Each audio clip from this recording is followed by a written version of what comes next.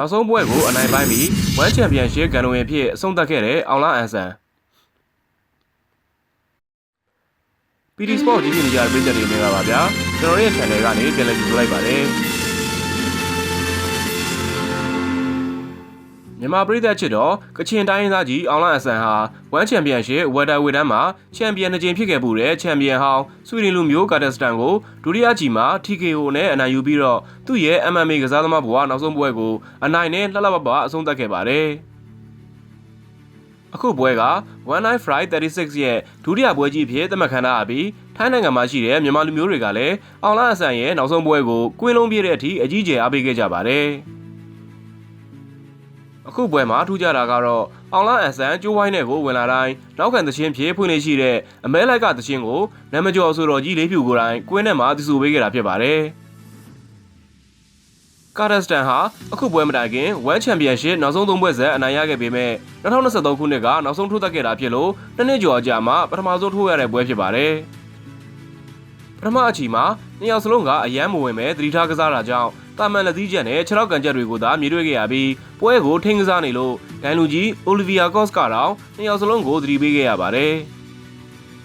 ပထမအချီမှာနှစ်ယောက်စလုံးကသွေးပူလေးချင်ကန်စိတ်ုံလောက်သာကစားသွားတာကြောင့်အယမ်းကြီးစိတ်လှုပ်ရှားစရာမကောင်းခဲ့ပါဘူးဟာတာဆဆန်းဖြစ်ရကတော့နှစ်ယောက်စလုံးရဲ့ low kick တွေကမတော်ရနေရာကိုထိခဲ့တာကြောင့် injury time ပေးခဲ့ရတာပါပဲဒုတိယအချီမှာအောင်လအန်ဆန်ကတိုက်စစ်ဖွင့်ကစားခဲ့သလိုကာဒက်စတန်ကလည်း power shot နဲ့ high kick ကန်ချက်တွေသုံးပြီးတုံ့ပြန်ခဲ့လို့ပွဲကအကျိတ်နယ်ဖြစ်လာပါတယ်အချိန်ကြာလာတာနဲ့အမျှအောင်လအန်ဆန်ရဲ့လက်သီးတွဲလုံးတွေနဲ့ဒူးတက်ချက်တွေကြားမှာကာဒက်စတန်ရုံးကန်ခဲ့ရပြီးကျိုးဝိုင်းတောင်မှာခံစစ်နဲ့သာတုံ့ပြန်နိုင်ခဲ့ပါတယ်ကာဒက်စတန်ရဲ့လက်သီးထိုးချက်တွေကအတိုင်းအတာတစ်ခုထိအောင်လအန်ဆန်ကိုဒုက္ခပေးနိုင်ခဲ့ပြီးအောင်လအန်ဆန်ရဲ့မျက်နှာမှာလည်းဖူးယောင်ခဲ့တာကိုလည်းတွေ့ခဲ့ရပါတယ်ဒါပေမဲ့ဒုတိယအချီ2မိနစ်ကျော်မှာတော့အောင်လအန်ဆန်ရဲ့လက်သီးတွဲလုံးတွေကြောင့်ကာဒက်စတန်မျိုးလုံးအောင်နာမှာကွဲသွားသလိုကာဒက်စတန်လဲကျသွားချိန်မှာအောင်လအန်ဆန်ကလက်သီးနယ်စတိုက်ထိုးခဲ့ပြီးဒိုင်လူကြီးကပွဲရပြီးတော့အောင်လအန်ဆန်ကိုအနိုင်ပေးခဲ့ပါတယ်အောင်လအန်ဆန်ဟာနိုင်ပွဲအပြင်စုကြီးအဖြစ်အမေရိကန်ဒေါ်လာ9000ရရှိခဲ့ပါတယ်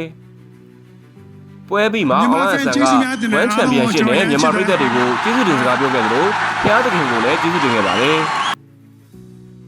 အောင်လအန်ဆန်ဟာWorld Championship ပြိုင်ပွဲရဲ့ဂန္ဓဝင်ဆင်းဖြစ်တဲ့ Hall of Fame မှာထည့်သွင်းခံခဲ့ရပြီးနိုဝင်ဘာ16ရက်ကျရင်တိုကျိုမှာပြုလုပ်မယ့်ပွဲမှာဂုဏ်ပြုဆုလက်ခံရယူသွားမှာဖြစ်ပါတယ်အသက်40အရွယ်ရှိပြီဖြစ်သူအောင်လအန်ဆန်ဟာ World Championship ပြိုင်ပွဲမှာ Middleweight Light Heavyweight Champion ဖြစ်ခဲ့တဲ့ပထမဆုံးမြန်မာ MMA ကစားသမားမာတင်ကုရင်ပြီးရင်ပြိုင်ပွဲသမိုင်းတစ်လျှောက်ဝေးတန်းတစ်ခုမှာချန်ပီယံဖြစ်ခဲ့တဲ့ဒုတိယမြောက်ကစားသမားအဖြစ်မှတ်တမ်းဝင်ခဲ့ပါတယ်အခုပွဲကိုအောင်လအန်ဆန်ရဲ့ဖခင်ဖြစ်သူကကွင်းထဲထိလာရောက်အားပေးခဲ့သလိုသူ့မိသားစုကလည်းနေအိမ်ကနေကြည့်ရှုအားပေးခဲ့ကြပြီးအောင်လအန်ဆန်ရဲ့နိုင်ပွဲကသူ့မိသားစုတို့တာမကမြန်မာပြည်သူတွေအတွက်ပါကြည်လို့စရာကောင်းတဲ့နိုင်ပွဲဖြစ်ခဲ့ရပါတယ်အခုဖော်ပြခဲ့တာကတော့နောက်ဆုံးပွဲကိုအနိုင်ပိုင်းပြီး World Championship ဂန္ဓဝင်ဖြစ်အဆုံးသတ်ခဲ့တဲ့အောင်လအန်ဆန်ရဲ့အကြောင်းပဲဖြစ်ပါတယ်နောက်ထပ်လည်းဒီလိုစိတ်ဝင်စားကောင်းတဲ့အကြောင်းအရာတွေကိုဆက်လက်ဖော်ပြသွားမှာဖြစ်လို့ကျွန်တော်ရဲ့ channel ကို like and subscribe လုပ်ဖို့တောင်းဆိုလိုက်ရပါတယ်ခင်ဗျာ